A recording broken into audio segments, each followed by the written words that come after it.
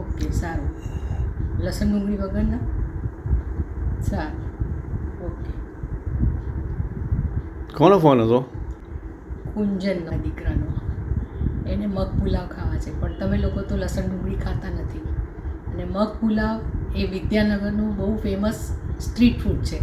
લસણ ડુંગળીમાં જ બનાવાય છે, પણ જે લોકો લસણ ડુંગળી ન ખાતા હોય એના માટે આજે હું શેર કરું છું આ રેસીપી.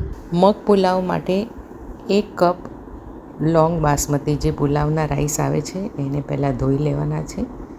ધોઈ એને ઉપર ડૂબાડૂબ પાણી ઉમેરી એને 20 મિનિટ સુધી પલળવા દઈએ છે. હવે અડધો કપ મગને મેં ધોઈ અને ચોખ્ખું પાણી ઉમેરીને પલળવા દીધા છે. લગભગ અડધોથી પોણો કલાક પલળવા દેવાના. થોડુંક મીઠું ઉમેરી દઈએ છીએ. પલળી જાય એટલે પાણી ઉમેરી કુકરમાં ફક્ત 2 સીટી જ લગાવવાની છે.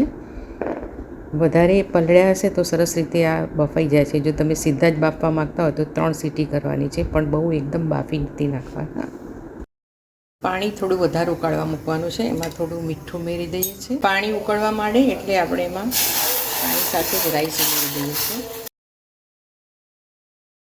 કોબીજ, ગાજર, કેપ્સિકમ અને લીલા મરચાંને ઊભા કાપી લઈએ છીએ. કોથમીર પણ સમારીને તૈયાર રાખીએ છીએ. ભાતને વચ્ચે વચ્ચે ચેક કરી લેવાના છે. છૂટા ભાત તમારે કરવા તો ઘણા તેલ પણ નાખતા હોય છે, પણ પલળેલા હોય તો અંદર ઉમેરવાની જરૂર નથી. ઉકળે એટલે દાણો ચેક કરી લેવાનું છે ને ગળણીની મદદથી એને પાણીને દૂર કરી લેવાનું છે. ઉપર ઠંડુ પાણી ઉમેરવાનું જરૂર નથી. આ ભાત બહુ સરસ રીતે છૂટા થાય છે. અહીંયા મગ પણ સરસ રીતે બફાઈ ગયા છે. તમે જોઈ શકો છો કે આવી રીતે દાણા કાચાય નહીં અને આખા એવી રીતે કરવાના છે.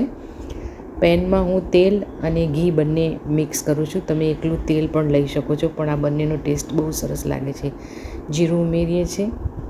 અહીંયા મેં વટાણા લીધા છે. આ લસણ ડુંગળી વગરના છે. જો તમે લસણ ડુંગળી ખાતા હોય તો આ તબક્કે તમારે ડુંગળી ઉમેરી દેવાની. ઘણા એવોઇડ કરતા હોય છે વટાણા, પણ મેં ઉમેર્યા છે.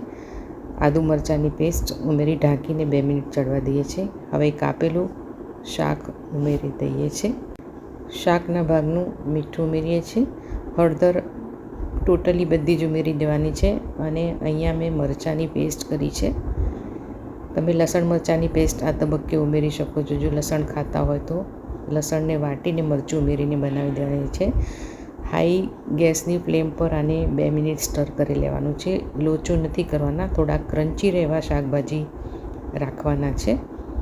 હવે એમાં ગરમ મસાલો, પાઉંભાજીનો મસાલો અને બિરયાની મસાલો હું 3 મસાલા ઉમેરું છું, જેથી લસણ ડુંગળી ન ખાતા હોય એવો ટેસ્ટ નહીં આવે. આ બહુ સરસ ટેસ્ટી લાગશે. આમચૂર પાવડર ઉમેરું છું. આમચૂરની જગ્યાએ તમે લીંબુનો પણ ઉપયોગ કરી શકો છો.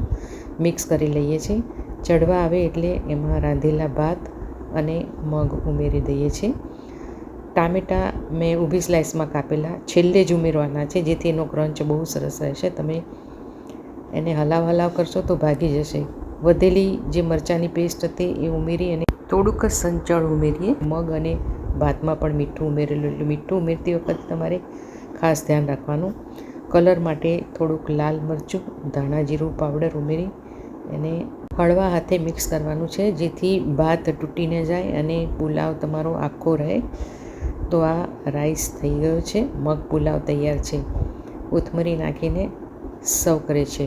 દહીં સાથે તો બહુ મસ્ત લાગે છે. જો તમારે લસણ ડુંગળીવાળા મગ પુલાવની રેસીપી જોઈતી હોય તો મને કોમેન્ટમાં યસ લખજો. ક્યાંથી જોઈ રહ્યા છો, વિડીયો ગમે તો શેર, લાઈક, કોમેન્ટ કરજો. બનાવતી હતી ત્યારે દીપકે ના પાડેલી કે હું નહીં ખાઉં, પણ મેં એને ટેસ્ટિંગ માટે આપ્યા. વાહ, તું તો ના પાડતો હતો ને કે હું નહીં ખાઉં. કેવું પડે? મજા પડી ને? મગનો પણ ટેસ્ટ આવે છે અને પુલાવનો ટેસ્ટ પણ છે. આ લસણ ડુંગળી વગરવાળાને તો આ રીતે મસ્ત મજા પડી જાય. દહીં તો આગે બી ક્યાં બાત હે.